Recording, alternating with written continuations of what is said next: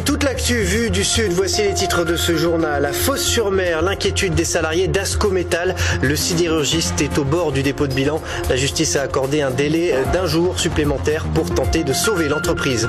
La colère des Ukrainiens à Marseille. Ils ont manifesté pacifiquement devant le consulat de Russie pour dénoncer la politique étrangère de Vladimir Poutine. Et puis dans l'Hérault, la dune entre Villeneuve-les-Maglones et Palavas-les-Flots est en pleine réfection. La première tranche des travaux devrait être achevée avant l'été.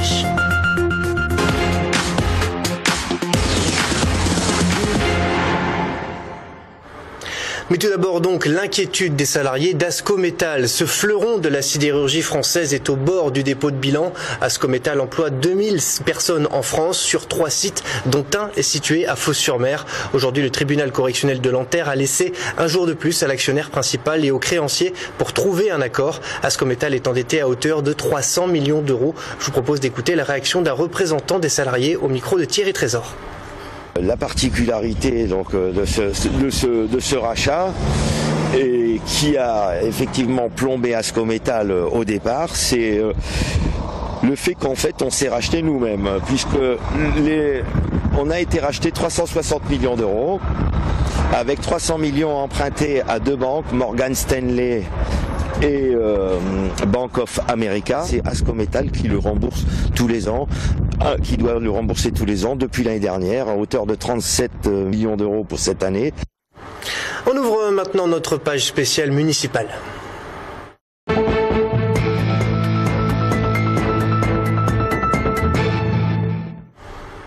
J-17 avant le premier tour. Aujourd'hui, on se penche sur la question du vote communautaire à Marseille. Hier, le Burkina Faso affrontait l'équipe des Comores, un match qui se jouait à Martigues. A priori, on est loin des municipales marseillaises. Pourtant, plusieurs têtes de liste ont tenu à assister à la rencontre. Faut-il y voir une chasse à l'électorat comorien? C'est un reportage de Marguerite Kioch.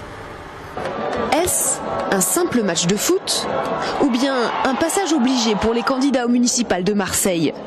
Il semble que la présence de nombreux Marseillais d'origine comorienne dans le stade Martégal ait attiré une belle brochette de candidats de gauche. Moi je suis venue soutenir l'équipe qui est soutenue par mes colistiers et un colistier en particulier. Puis la communauté franco-comorienne de mon secteur qui est complètement derrière leur équipe. Sont-ils à la recherche de ce qu'on appelle le vote communautaire? Tous jurent que non, même s'il y a un peu plus de 2 semaines du premier tour, toutes les voix sont bonnes à prendre. Et puis allez tiens, en passant, un petit tacle à l'adversaire.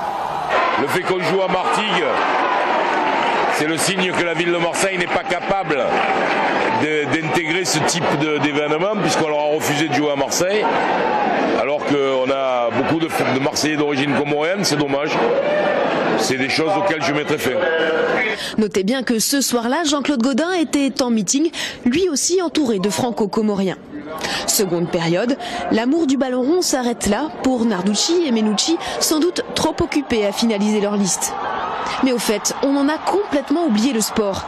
Allez, on est sympa, on vous donne quand même le résultat. 1-1, match entre le Burkina et la toute jeune équipe des Comores. À Montpellier, à présent, France Jamais mène la liste Front National à l'élection municipale. Elle présentait ses colistiers ce matin au Club de la Presse.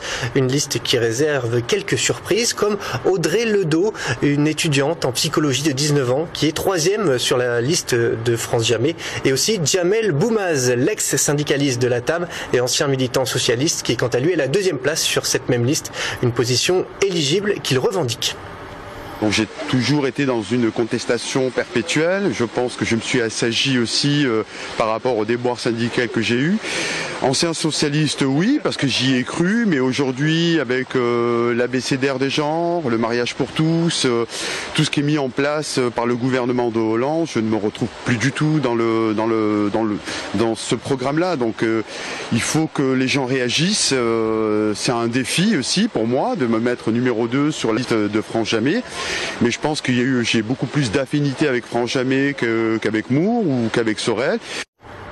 Autre titre ce soir avec la colère des Ukrainiens à Marseille. Ils ont manifesté aujourd'hui devant le consulat de Russie pour protester contre l'invasion de la Crimée, mais plus généralement pour protester contre la politique étrangère de Vladimir Poutine. Reportage Julien Butner. L'Ukraine libre, c'est ce que scandent les manifestants. Des ressortissants ukrainiens, géorgiens, arméniens et russes de toute la région se sont rassemblés ce matin devant le consulat russe à Marseille.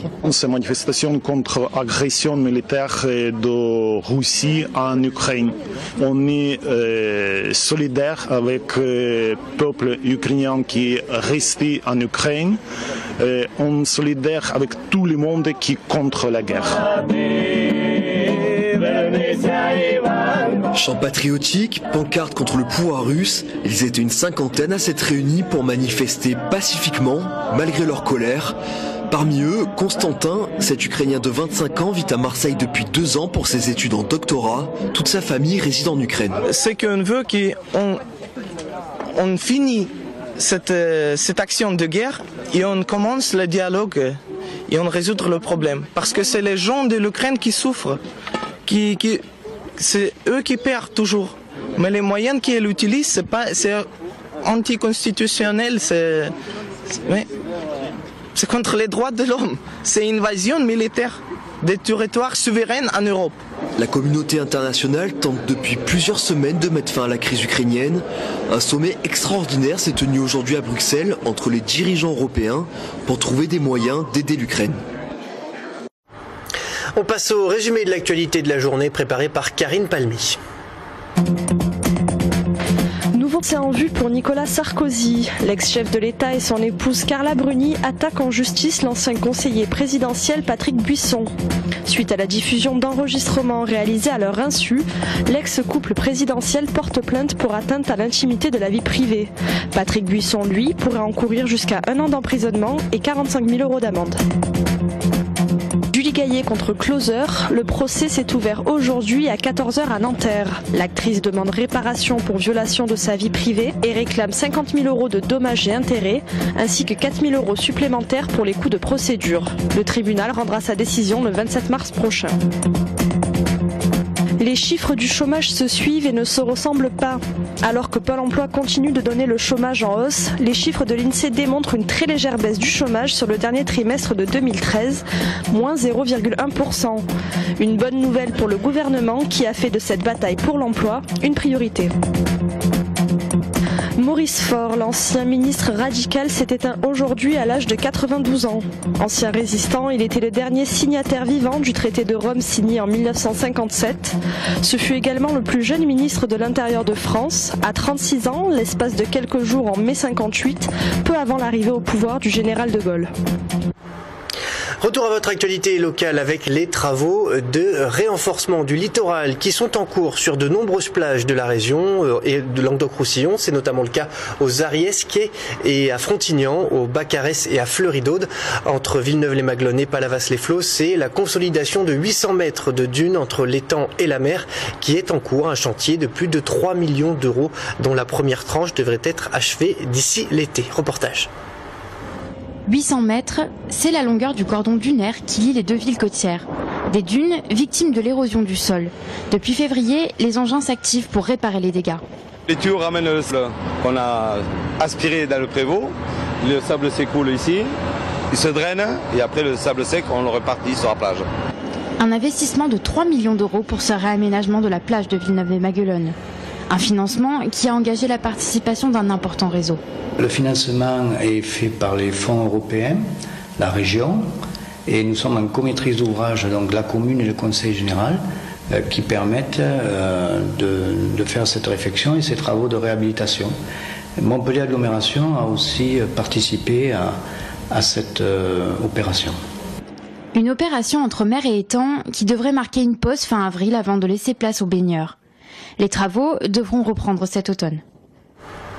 Direction Nîmes à présent, où un centre de tri de déchets va être construit pour octobre 2014. C'est la société Citom Sudgard qui l'a annoncé aujourd'hui. Ce centre de tri sera construit sur le site de l'incinérateur, sur près de 7000 m². L'objectif, c'est de doubler le volume des déchets traités pour atteindre les 40 000 tonnes.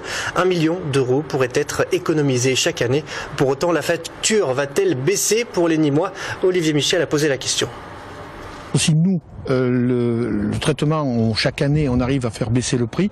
Malheureusement, la collecte, c'est plutôt un poste qui a tendance à augmenter. Et donc, on ne voit pas systématiquement la répercussion des économies faites pour l'élimination des déchets dans la taxe d'enlèvement des ordures ménagères. C'est une opération médicale rare qui a eu lieu à la clinique vétérinaire Languedocia à Montpellier. 2 tortues marines ont pu bénéficier du scanner de l'établissement pour une exploration complète. Elles sont actuellement en soins au Centre d'études et de sauvegarde des tortues marines de Méditerranée du Gros-du-Roi. Reportage Mouadelia Kabi. C'est une première qui mérite d'être immortalisée. Maoli, une tortue marine, doit passer un scanner aujourd'hui. Sérieusement blessée par une hélice de bateau il y a 1 an et demi, une partie de sa carapace a été détruite. Elle souffre aujourd'hui d'un problème de flottabilité. Même si on la colle au fond, ça remonte.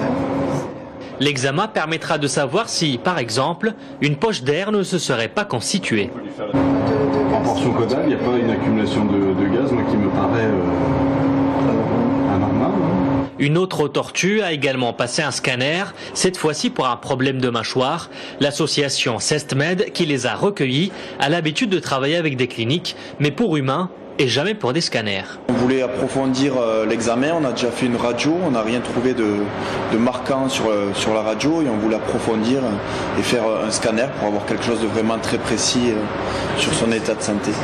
Laurent Blond, radiologue vétérinaire de la clinique, a proposé ses services et son matériel, gracieusement, une façon de se rappeler au bon souvenir de sa vie étudiante, lui qui n'a plus scanné une tortue marine depuis son internat. C'est très stimulant, c'est toujours stimulant, ça nous rappelle nos premières idées, pourquoi on voulait être vétérinaire, pour sauver tous les animaux de la terre, et puis évidemment la réalité du métier est différente puisqu'on s'occupe essentiellement d'animaux de compagnie, mais de temps en temps pouvoir participer à des examens sur la faune sauvage, c'est quelque chose qui réveille en nous un petit peu nos rêves d'enfants de vétérinaires.